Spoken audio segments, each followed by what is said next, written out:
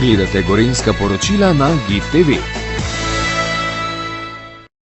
Nahajamo se v osnovni šoli dr. Janeza Mencingarja v Bohinjski Bistrici, ki prav v teh dneh praznuje častitljivih 50 let, torej pomeni, da so srečali Abrahama. Z mano pa je njihova ravnateljica, ki je že 15 let ravnateljica in pravi, da je povezana vse od svoje rane mladosti s to šolo. Lepo pozdravljeni, gospa Mojca Rozman, in seveda iskrene čestitke ob tej častitljivi obletnici. Hvala lepa, lep pozdrav tudi vam, pa res sem vesela, da ste nas obiskali ravno v današnjem dnevu, ko praznujemo teh 50 let. Res je, povezana sem s to šolo že prav teh vseh 50 let, ker sem del generacije, ki je leta 1974 stopila kot prva v prvi razred te šole. In kam segajo začetki? Zagotovo, kot ste mi rekla malo prej, da se vaša šola, da je bila na parih lokacijah. Torej, od kdaj je šola na tem mestu sedaj, ker je moderna? Tukaj je šola na tem mestu od leta 1974, predtem je pa pouk na Bohinjski Bistrici potekal v kar 4 stavbah. Te stavbe so bile stare, zgrajene so bile v času, ko se je gradila železnica in Bohinjski predor. In po vojni, po drugi svetovni vojni so takrat potem v teh prostorih tudi uredili šolo.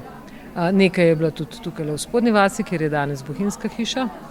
Prostori so bili seveda zelo neprimerni, otrok je bilo kar veliko v tistem času in ko so Bohinjci dobili leta 1974 tole novo šolo, so bili strašansko ponosni.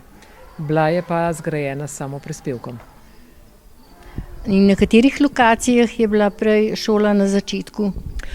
To so bile stavbe, ki so bile na tej lokaciji, kjer se danes nahaja Eko hotel, kulturni dom Joža Ažmana, Čekonjev park. V tem koncu so bile te stavbe. Koliko učencev imate na vaši šoli?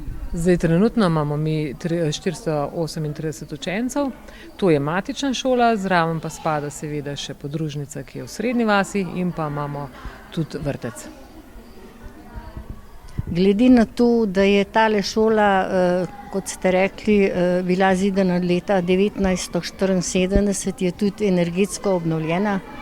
Ja, seveda, ta šola je v vseh teh 50 letih doživela kar precej enih obnov, prenov, sanacij. In najprej je bilo potrebno šolo dograditi, ko se je uvajala 9-letka, je šola dobila prizidek, potem je šola dobila nov plašč, energetsko je bila obnovljena, prekrita je bila tudi streha na novo. No, in ena od prenov je pa bila tudi po katastrofalnih poplavah, ki jih je šola doživela leta 2007, kjer je bila popravljena celotna klet, vsi prostori, ki se tam nahajajo. In takrat je bila ta sanacija šole res kar zelo, zelo obsežna. Je pa seveda s prizadevanjem takratnega ravnatelja Jožefa Cvetka bila tudi v rekordnem času obnovljena.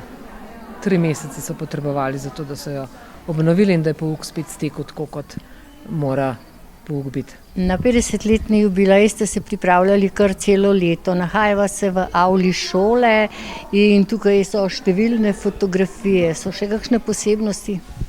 Ja, seveda, tukaj smo vsebine povezane s praznovanjem te 50. obletnice smo odkali v ves pouk od 1. septembra dalje. To nas je spremljalo pri različnih urah in drugih dejavnostih. Skupaj pa smo naredili seveda tudi našo novo spominsko steno. Tukaj so jo delali vsi otroci, od 1. do 9. razreda, vsak je prispeval svoj delček tega mozaika, ki nam krasi steno zdaj tamle na tisti strani avle. Drugače smo ob današnjem dnevu, ko smo zakopali časovno kapsulo za naše zanamce, ki naj bi jo odprli čez naslednjih 50 let, pa seveda tudi ukrasil del, kjer bo ta kapsula zakopana in posajena lipa s takimi sedali, ki so jih ravno tako opremili vse razredne skupnosti in bojo zdaj krasile šolski vrt. Pripravili pa ste tudi kar 2 prireditvi? Seveda, to je bila pa naša najbolj glavna osrednja prireditev. Najprej smo jo zdaj imeli dopoldan za otroke, popoldan pa jo imamo seveda za vso širšo javnost, za vse Bohinjce, ki so kdaj obiskovali našo šolo ali pa tukaj jo obiskovali mogoče kot učenci ali pa samo kot starši ali pa naključni gostje. Vabljeni seveda vsi.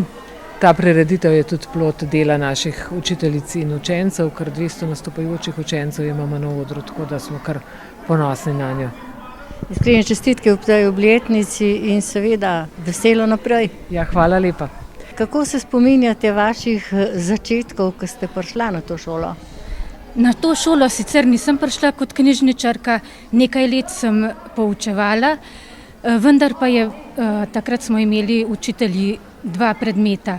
Drug predmet je bil knjižničarstvo in okoliščine so tako nanesle, da sem čez nekaj let dobila mesto v knjižnici, kar je bilo pravzaprav zelo lepo zame, ker sem rada s knjigami in s tem, kar knjižničarstvo je na vseh šolah.